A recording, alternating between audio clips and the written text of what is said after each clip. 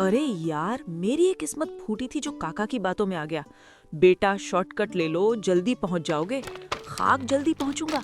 यहाँ तो ऐसा लग रहा है जैसे पिछले 100 सालों से कोई इंसान गुजरा ही नहीं है। अगर आज मैं सही सलामत घर पहुंच गया ना, तो कसम भगवान की इस रास्ते पर दिन के उजाले में भी पैर नहीं रखूंगा। चारों तरफ घना जंगल है। सिर्फ सुरेश के कदमों की और उसकी भारी सांसों की आवाज आ रही है। तभी फिर से कुत्तों के रोने की आवाज आने लगती है और साथ ही पायल की छन छन सुनाई देती है। कौन कौन है वहाँ? देखो, अगर कोई मजाक कर रहा है तो सामने आ जाओ। मुझे ये सब बिल्कुल पसंद नहीं है। मैं शहर से आया हूँ, मैं इन भूत प्रेतों की कहानियों में विश्वास नहीं करता। लेकिन अगर कोई जानवर है तो हट जाओ रास्ते से। सुरेश आवाज का पीछा करते करते एक बरगद के पेड़ के पास पहुंच जाता है, जहाँ दुल्हन के जोड़े में एक लड़की खड़ी थी। अरे मैडम, आप यहाँ इतनी रात गए अकेले क्या कर रही हैं? ये जगह सुरक्षित नहीं है। सुना नहीं है आपने गांव वालों की बातें? यहाँ रात को जंगली जानवर घूमते हैं। आप ठीक तो हैं? कुछ बोल क्यों नहीं रही? लड़की चुपचाप खड़ी रहती है और बिना नजर हटाए लगातार सुरेश को देखती रहती है। देखिए, मेरा घर पास ही है। अगर आप रास्ता भटक गई हैं तो मैं आपकी मदद कर सकता हूँ, लेकिन ऐसे बुत बनकर मत खड़े रहिए। मुझे डर लग रहा है। चलिए मेरे साथ चलिए, मैं आपको आपके घर छोड़ देता हूँ। घर? मेरा कोई घर नहीं है मुसाफिर। बरसों पहले मेरा घर, मेरा संसार बसने वाला था, लेकिन किसी ने बसने नहीं दिया। मैं तो इंतजार कर रही थी किसी ऐसे का जो मुझे उस घर तक ले जाए जहां डोली जाती है। क्या तुम मुझे मेरी ससुराल ले जाओगे? उस लड़की के हाथों की मेहंदी अभी तक उतरी नहीं थी। इससे पहले कि सुरेश कुछ समझ पाता या कुछ कह पाता, वो अचानक अपने असली रूप में आ जाती है।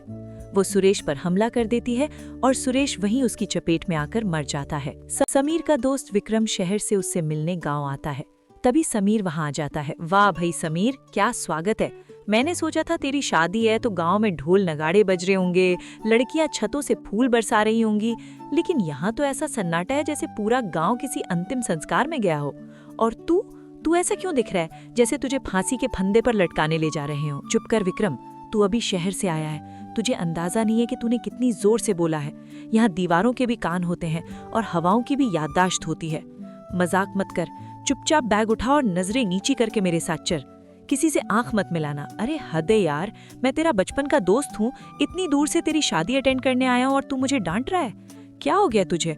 और ये क्या नौटंकी है कि नजरें मत मिलाना? क्या तेरे गाँव की लड़कियां मुझे खा जाएंगी अगर मैंने उन्हें देख लिया? हाँ विक्रम, खा जाएंगी। तू हंस रहा है ना, लेकिन अगर तूने वो देखा होता जो मैंने देखा है तो तेरी हंसी हलक में ही अटक जाती। पिछले हफ्ते ही सुरेश गायब हुआ है और उससे पहले रामू। वो सब जवान थे, सब कुंवारे थे। यहाँ मौत ताक में बैठी और तू मजाक कर रहा है। दोनों समीर के घर की ओर चल पड़ते हैं। शाम का समय था। समीर और विक्रम कमरे के अंदर बैठे हुए थे और उनके बीच एक लालटेन की हल्की रोशनी फैल रही थी। अब तो हम घर के अंदर हैं, अब तो बता दे कि आखिर माजरा क्या है। मैंने देखा पूरे रास्ते में किसी भी घर के बाहर रंगोली नहीं थी, किसी ने लाल कपड़े नहीं पहने थे। आखिर तू किसकी बात कर रहा था? कौन है वो जो सबको डरा रहा है? वो रूपमती है, इस गांव का वो श्राप जिसे हम पिछले 50 सालों से ढो रहे हैं। लोग कहते हैं कि आत्माएं मुक्ति चाहती हैं, लेकिन वो मुक्ति नहीं चाहती, वो शादी करना चाहती है। उसे हर वो लड़का अपना होने वाला दूल्हा लगता है जो जवान हो और खुश हो। समीर प्लीज, हम 2026 में जी रहे हैं। तू पढ़ा लिखा इंसान है। कोई पागल कातिल घूम रहा होगा गांव में और तुम लोगों ने उसे भूत बना दिया। पुलिस को क्यों नहीं बुलाते? ये कुमारा साया वगैरह सब मनगढ़ंत कहानियां हैं।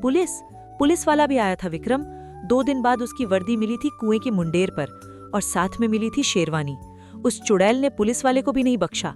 वो लड़कों को उठाती है, उन्हें दूल्हा बनाती है और फिर सुहागरात बनाने के बाद उनकी जान ले लेती है। शांत हो जा भाई। देख, अगर कोई परेशानी है तो हम मिलकर निपटेंगे। मैं हूं ना तेरे साथ। मैं आज रात जागूंगा, देखता हूँ कौन सी चुड़ैल मेरे यार को हाथ लगाती है। तू बस आराम कर, तूने बहुत तनाव ले लिया है। विक्रम सो रहा था लेकिन उसे नींद नहीं आ रही थी। बाहर कुत्तों की रोने की आवाज आने लगी। तभी अचानक बाहर से किसी औरत के चलने की आहट सुनाई दी। आवाज सुनकर वो घबरा जाता है और उठकर बाहर खिड़की के पास आ जाता है। खिड़की के बाहर उसे वही दुल्हन के जोड़े पहनी हुई औरत दिखाई देती है। वो उसे देखकर धीमी आवाज में बोलती है, मुसाफिर, बाहर बारिश हो रही है, घर का दरवाजा खोल दो, मुझे बहुत ठंड लग रही है। अरे तुम इतनी रात को दुल्हन के जोड़े में क्या कर रही हो? मैं दरवाजा नहीं खोलूंगा। अच्छा ये होगा कि तुम अपने घर चली जाओ। उसे देखकर विक्रम घबरा जाता है और भागकर अपने कमरे में चला जाता है। वहां वो रजाई ओढ़कर दुबक जाता है। जैसे वो बेहद डरा हुआ हो। अगले दिन सुबह विक्रम और समीर दोनों मंदिर में पुजारी जी को वो सारी बात बताते हैं जो भी विक्रम ने रात में देखा था। बाबा, मुझे माफ कर दीजिए, मुझे यकीन नहीं था, लेकिन कल रात मैंने मौत को महसूस किया। वो आवाज, वो कोई इंसान नहीं थी। अब हम क्या करें? वो तो मुझे ले जाएगी। बेटा, वो सिर्फ एक आत्मा नहीं है, वो एक अधूरी इच्छा है जो नफरत में बदल चुकी है। 50 साल पहले उसकी डोली उठने से पहले ही उसकी अस्मत लूटी गई और उसे मार दिया गया। उसका शरीर नहीं मिला, लेकिन उसका वो लाल जोड़ा जिसमें उसकी जान अटकी है, वो आज भी उस पुराने खंडर में मौजूद है। वो जोड़ा ही उसकी शक्ति है। लेकिन बाबा, उस खंडर में जो भी गया वो कभी वापस नहीं आया। हम वहां जाकर अपनी जान कैसे जोखिम में डाल सकते हैं? क्या कोई और रास्ता नहीं है?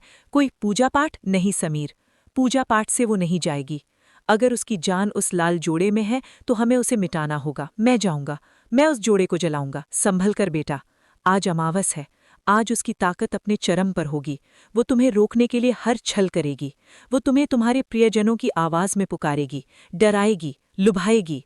अगर तुमने एक पल के लिए भी डर दिखाया तो वो तुम्हारे शरीर पर कब्जा कर लेगी। विक्रम और समीर दोनों ही रात को उस खंडहर की ओर जाने का फैसला कर लेते हैं। वे दोनों रात में खंडहर की ओर चल पड़ते हैं। विक्रम मंदिर से एक हथियार ले आता है और समीर हाथ में लाल लालटेन पकड़े उसके पीछे पीछे चलता है। समीर, मेरी बात ध्यान से सुन। चाहे कुछ भी हो जाए, चाहे तुझे मेरी ही आवाज क्यों ना सुनाई दे, पीछे मुड़कर मत देखना। वो हमारे दिमाग से खेलेगी। हमें बस उस खंडहर के मुख्य हॉल तक पहुंचना है। तभी अचानक फिर से कुत्तों के रोने की आवाज आने लगती है। विक्रम समझ जाता है कि अब वो चुड़ैल फिर से आएगी। उसी पल पीछे से पायल की छन छन की आवाज आने लगती है। भाई विक्रम, वो आ गई है। चलो हम वापस घर की ओर चलते हैं। मुझे लगता है हमें इस लफड़े से दूर रहना चाहिए। कम से कम हमारी जान तो बच जाएगी। भाई, अरे चुप कर तू। क्या बच्चों की तरह रो रहा है? क्या हर वक्त तुझे डरता ही रहना है क्या तूने? कभी लड़ना भी सीख। अगर आज तू यहाँ से चला गया ना तो वो तेरे पीछे लग जाएगी और कभी तुमको नहीं छोड़ेगी।